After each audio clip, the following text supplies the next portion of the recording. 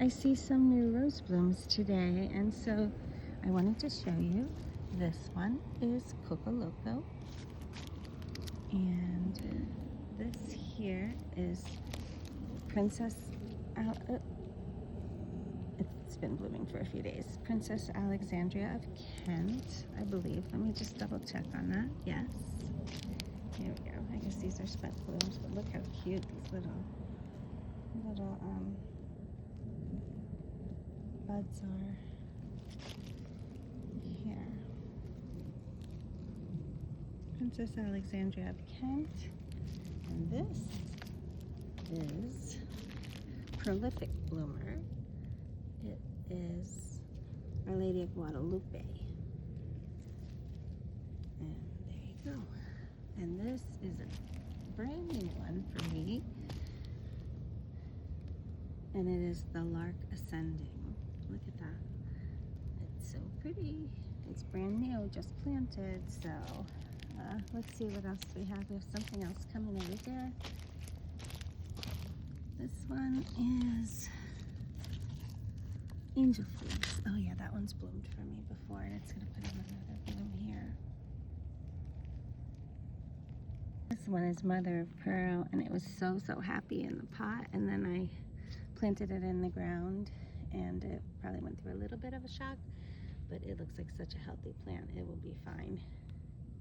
Here is Tottering by Gently, and it's so adorable. Look at these blossoms. And here's another.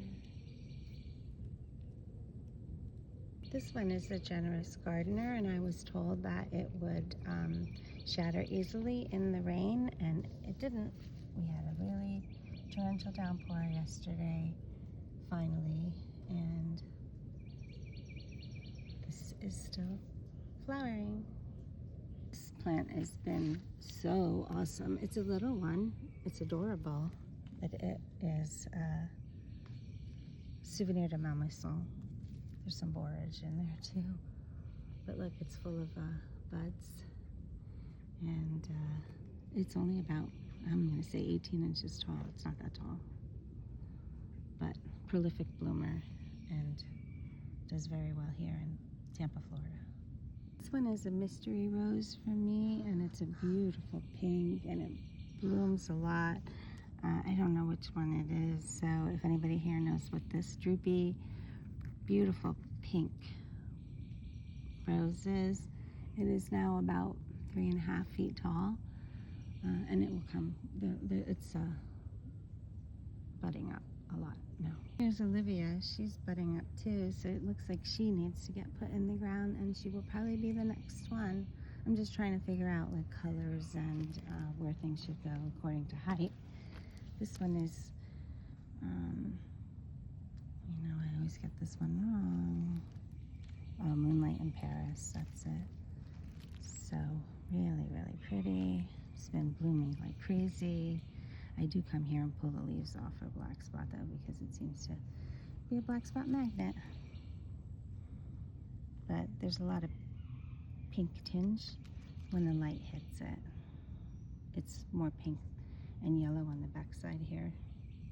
This doesn't look like much, but this is a teeny little like band pot that just got planted a month ago. And then this is Old Blush, and it already had its first bloom.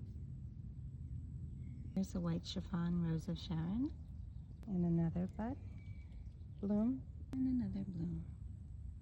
A few more daylilies. Can't wait to fill this whole space with them. Look at that.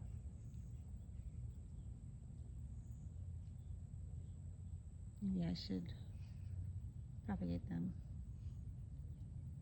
And this is my Belinda's Blush, growing over the bird bath.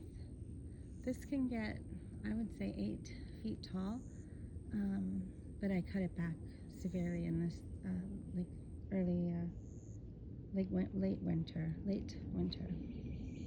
And you can see it's full of blooms here. Belinda's Blush. And then I have my Coral Drift Roses, my oleanders, honeymoon. I really probably should get rid of that green tape, wouldn't you think? And Hurricane Katrina. And one more time, I wanted to show you my Vitex or chaste tree. Looks like marijuana leaves.